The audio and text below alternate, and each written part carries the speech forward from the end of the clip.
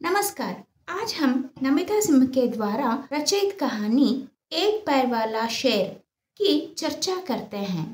नमिता सिंह के द्वारा रचित एक पैर वाला शेर कहानी एक व्यक्ति की शारीरिक पीड़ा को केंद्र में सामाजिक प्रक्रिया को उजागर करती है, जिसमें व्यक्तिगत संघर्ष को राजनीतिक तमाशा और मीडिया की सनसनी में बदल दिया जाता है। एक पैर वाला शेर एक मार्मिक और तीखा सामाजिक व्यंग्य है, जो चुनाव प्रचार की चमक दमक के पीछे छिपी असमानता, बाल शोषण और संवेदनहीनता को उजागर करता है। इस कहानी का केंद्र जो 11-12 साल का गरीब बच्चा राधे है। वह पहले एक हलवाई की दुकान पर काम करता था। एक दिन उसके पैर पर गर्म घी गिर जाता है, जिससे वह बुरी तरह घायल हो जाता है। इलाज के बाद भी उसका पैर ठीक नहीं होता और ऐसी स्थिति में उसे काम से निकाल दिया जाता है।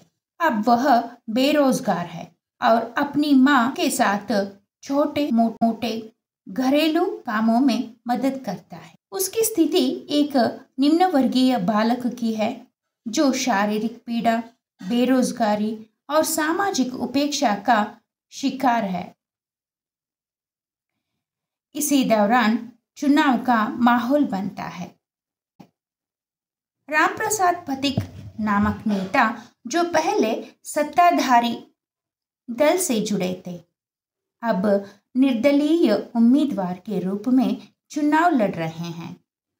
प्रचार की जिम्मेदारी उनके भतीजे देशबंधु को दी जाती है, एक पढ़ा लिखा आधुनिक सोच वाला युवक, जो प्रचार को एक मनोवैज्ञानिक खेल मानता है। उसका मानना है कि बार बार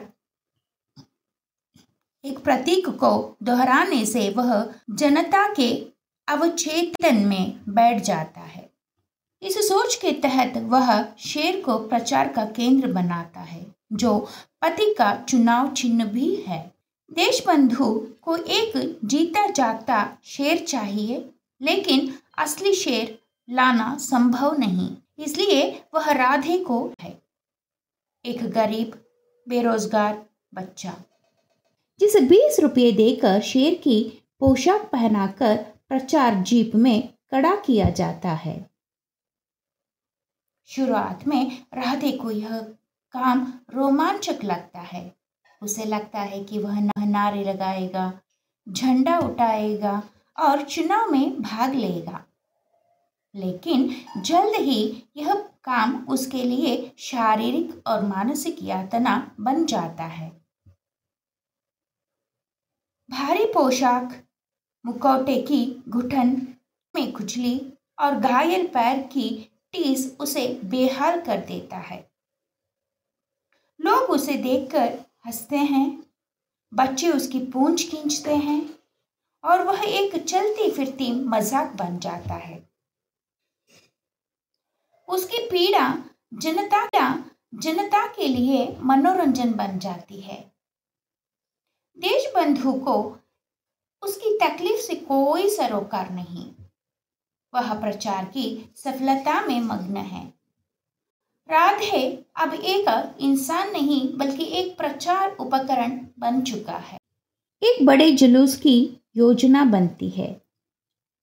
राधे को फिर से शेर बनाकर जीप में खड़ा किया जाता है। माइक से नारे लगाते हैं, शेर शेर शेर पर मुहरा लगाइए। भीड़ जुटती है।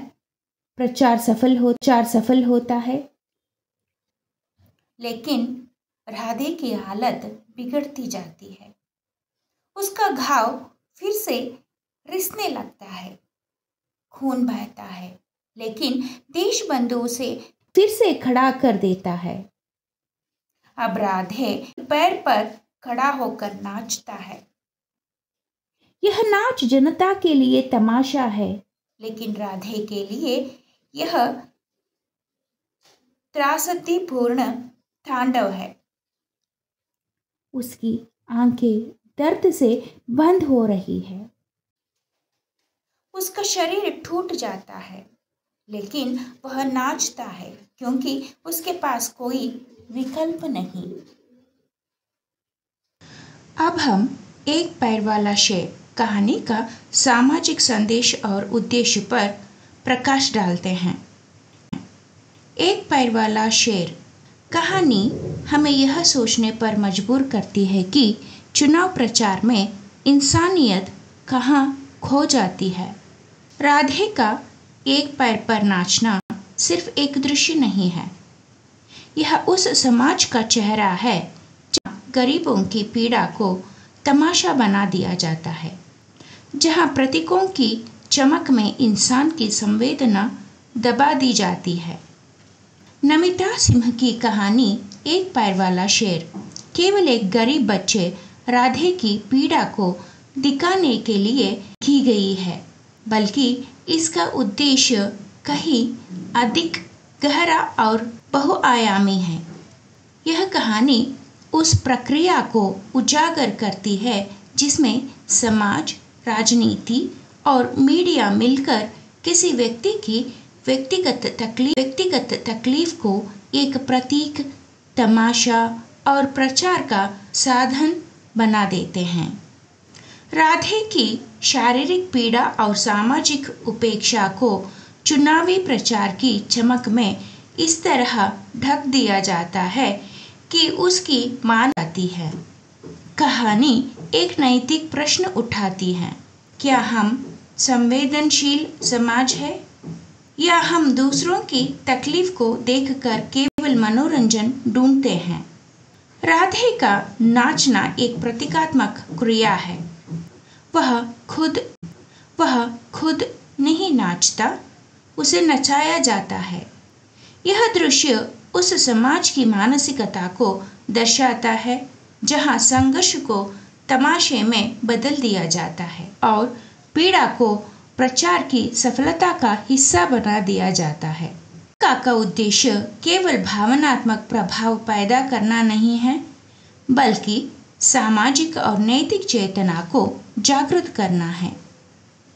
यह कहानी पाठक को आत्ममंथन के लिए प्रेरित करती है।